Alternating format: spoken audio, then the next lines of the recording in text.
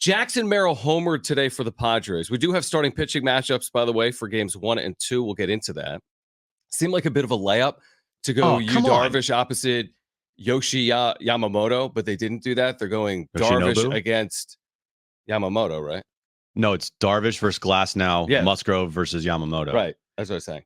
Like, is it a situation where both teams could have maybe said, hey, let's do this? Here's my guess. My guess is in Korea, it's like you're basically making a marquee game for both games by doing this, because now you have an Asian pitcher in both of the games. I think they're marquee games either way. But Jackson Merrill homers today. He's 2 for 3. He's hitting .323. He's got an OPS over 800. He's had a good spring. Now, there's been some reaction on social media. See, I told you he was going to have a good spring. Mm-hmm. Look at him. He's had this massive spring. And I'll say what I've said every single day, and I'll use AJ Preller's own words, which is spring training isn't a good evaluation tool.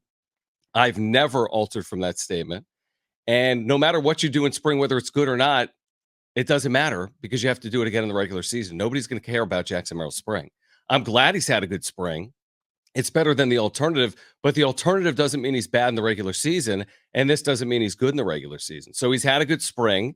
Now he's got to do it in the regular season. But having a good spring, like we said, if his good spring matters, then why does Joe Musgrove's bad spring not? I've said that repeatedly and consistently, and I continue to say it. Because Joe has a track record in the professional baseball. Yeah, it doesn't matter though. I mean, AJ Preller said that spring training is not a good evaluation tool. I mean, there's young players that have had good springs or bad springs, that have had good seasons or bad seasons. And that's why I went back to, by the way, everybody needs to listen carefully, okay? Because a lot of people think that I've been bashing Jackson Merrill and saying that he sucks and he shouldn't be on the roster and why are you doing this? Like, no. Listen with your ears, people. You're telling other people to listen. I am, which is very ironic. It's ironic. It's very, very ironic. I understand that. The second I said, I was like, oh, yeah, okay. But I have never once said that Jackson Merrill should not be on this roster.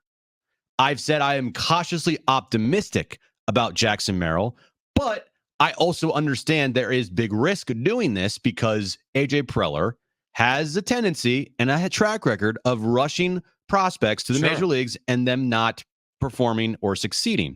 So with Jackson Merrill, I hope that's not the case. And that is something that we have to keep an eye on. And you can't just all of a sudden automatically go, he's going to be the greatest player ever, which, I mean, the propaganda out there, it feels like that's what, the bar set for him, or he's going to completely suck and fizzle out. You can't go to that extreme. Mm-hmm. You have to kind of, I know we say, hey, we give our opinions every day. We react in real time to things. It's hard for us to say, let's wait and see, because we can't just sit here for 6 months and then go through 3 hours every day, say, well, you know what? I'm not going to talk about this because I'm going to wait till the end of the season to give my opinion on it. But with Jackson Merrill, there is a little bit of that. And I feel like with him, it is a wait and see. It is okay, we know he's going to be on this roster. We've said as much as early as last week. No, before that. Well, before then, you're right. Multiple weeks, because they haven't acquired any players. Have you seen their potential 5 outfielders? Yeah, it's not great for opening day. You have Tatis and Merrill and a lot of question marks. Profar and Mercado and So, a lot of question marks. Of course, he's going to be in their outfield. They have no other options. But for him, we do have to truly give him at least some time. If he starts the season 2 for 20, yes, we will react to it, but also give him some time. We hope it doesn't happen. I think me and you both agree. We want Jackson Merrill to succeed. It's just, it's a hard situation that he's being put into when you have thousands and thousands of examples of the same players like Jackson Merrill being put in the same situation and not succeeding. Well, some do. And by the way, the short term, whether it's 10 for 20 to start or 2 for 20 to start, doesn't really tell you what he's going to do over 3, 4, 5, 600 plate appearances. I think the truth is this, Jim. What are you going to say if Manny Machado starts 2 for 20? You're going to be critical. I'll answer for you. If they start 2 for 20 and the team doesn't win, like you said, we talk about every single day. Why would you say anything other than that? If Manny Machado starts 2 for 20 with 2 singles, you're going to say, hey, Manny's got to step up. It's a bad start for Manny Machado. Yeah, he's coming off injury.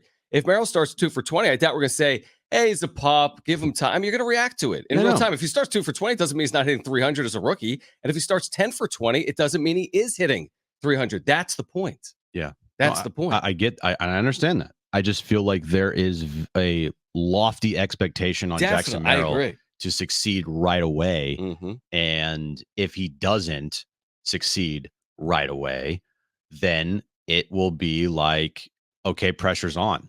Because if he doesn't go into this, if he doesn't have like the great start that not everybody, but most people are expecting him to have, then it's going to be like, oh, here we go again. Right. Another prospect that's top ranked in the Padres system that gets brought up by AJ Preller too quickly and fizzles out. Like, you don't want to see that for Preller's sake and for the Padres' sake.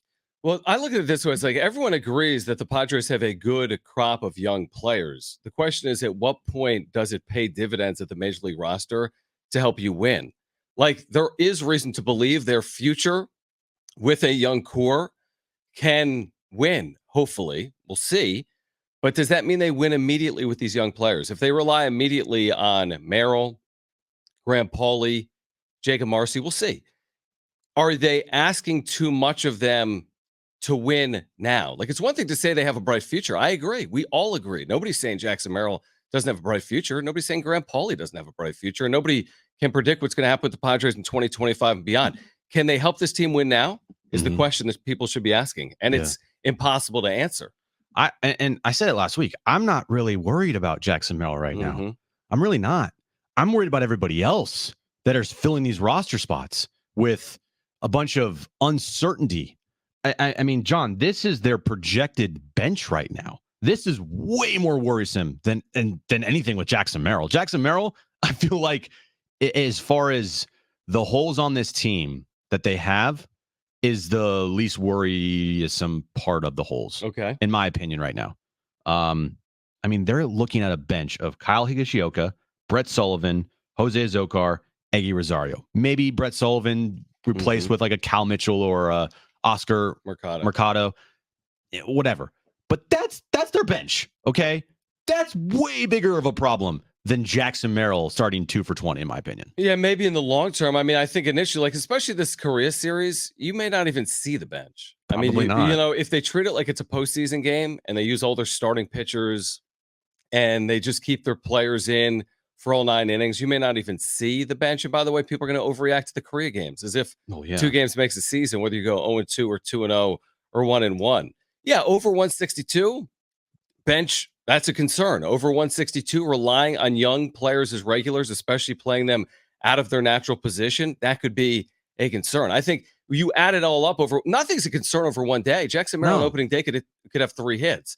But over 162, is he able to deliver consistently? Over 162, do you have a bench that's built to help you win? I still think someone tweeted this out.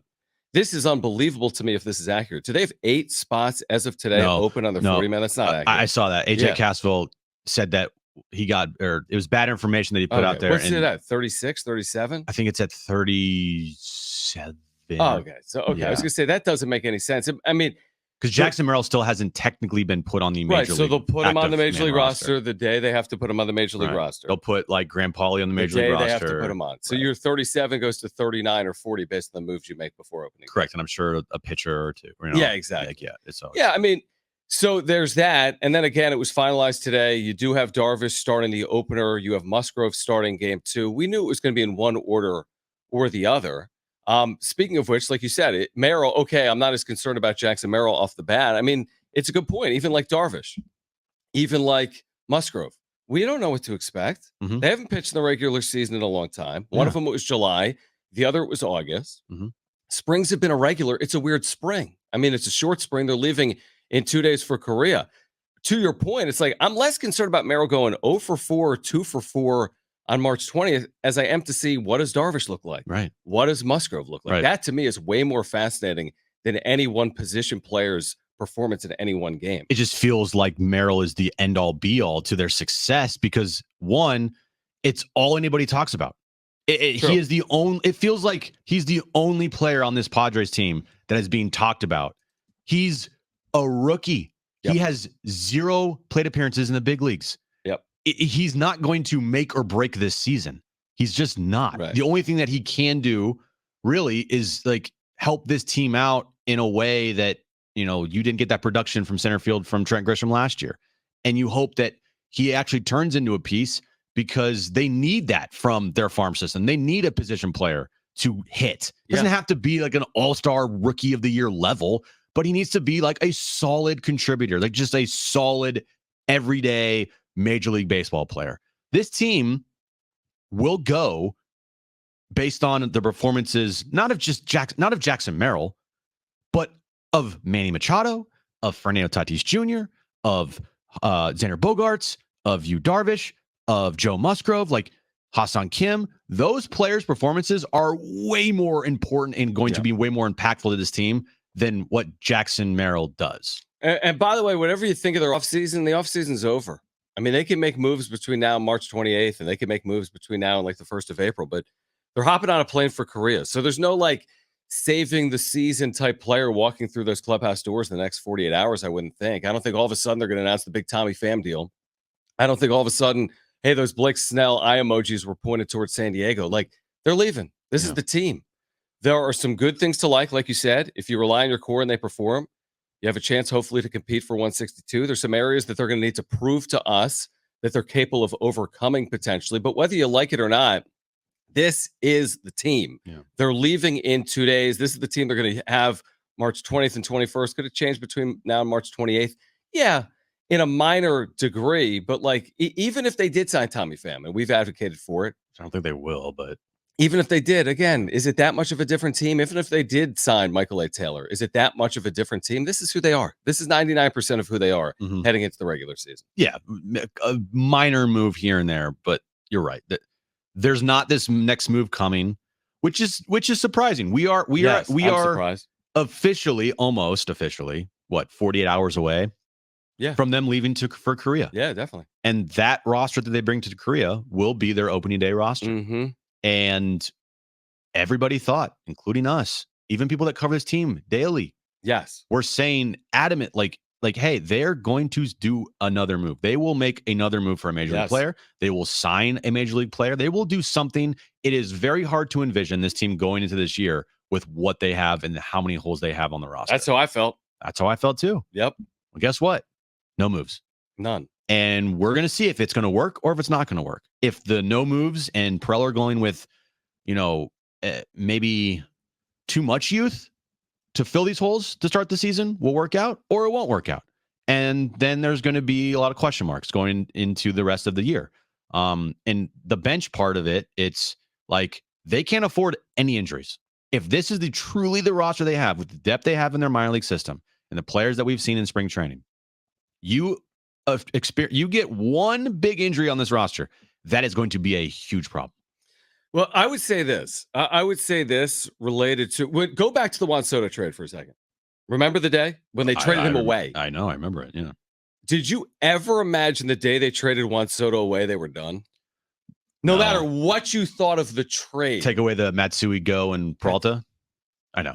Yes, exactly. Okay, minor moves on the periphery. But did you imagine, because if you think about it, like lineup moves, Matsui Go, we'll see about Peralta, but Matsui Go had never pitched the major leagues. I mean, we'll see what role they play in 2024. I think there's value there. They're going to play important roles if this team is good. But could you possibly imagine that on the other side of Juan Soto's trade, they would spend $5 million combined dollars or $7 million combined dollars? Yeah, whatever it was. All off season long after trading away a left fielder that was owed $32 million. Could you ever envision that? I couldn't have. I really could not have. Well, after listening to Eric Grubner on with Darren on Friday, I think it was, when I was traveling, it seems like this organization is really making that push of, we can't spend money anymore like we did. Like, there's no way in hell we're going to do that ever again because we're losing money. And this organization can't afford to lose money. And the continued talking points of how this is the market that we're in, the market that we're in, the market that we're in. It's like, okay, well, okay. Yep. Peter didn't really care about that, but you do. So here we are. And because of that, they're going to need these young players to hit. They're going to have the Jackson Merrill. And even if it's not Jackson Merrill, it doesn't have to be Jackson Merrill. It needs to be somebody else. It has to be somebody. No, I agree. And I don't care who it is. They need to have some of these minor league guys hit in a big way. Yes. And if they don't, that's a problem. But it's like, you go back to even the quotes from the GM, AJ Preller, at the winter meetings, or even after the fact, saying we're going to wait to see where the market is in January and see if we can find some bargains. They found no bargains, not one. There wasn't one player available to you that could help this team, not one.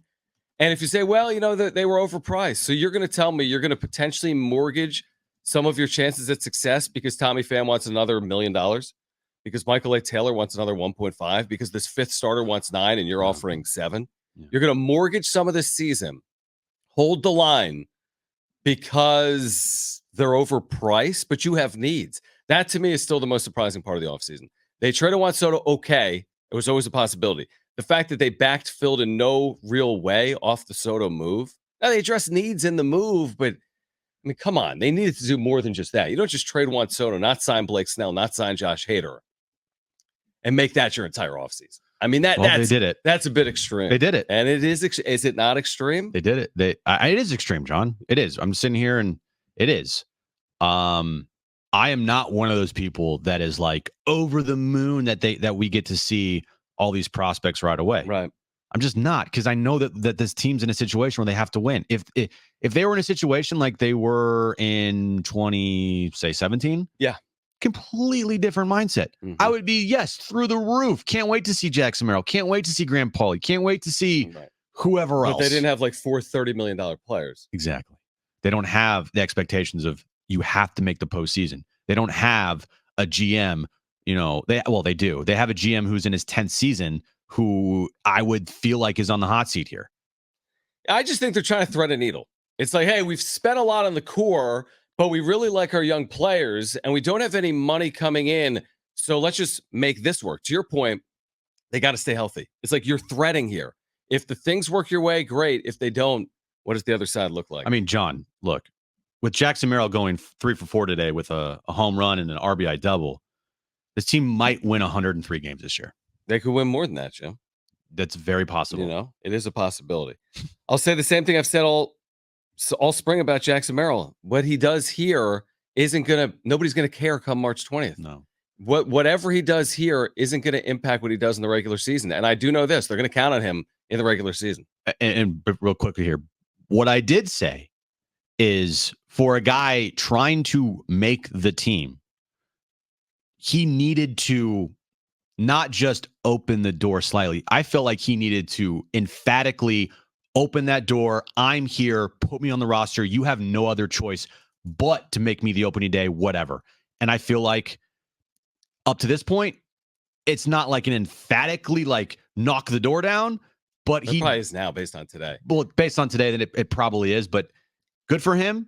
He made the decision easy for the Padres by having a very good spring, and he was the opening day center fielder. There was no decision to be made. When you have Mercado, but if he hit 112 this spring, then what? I think he would have been on the team.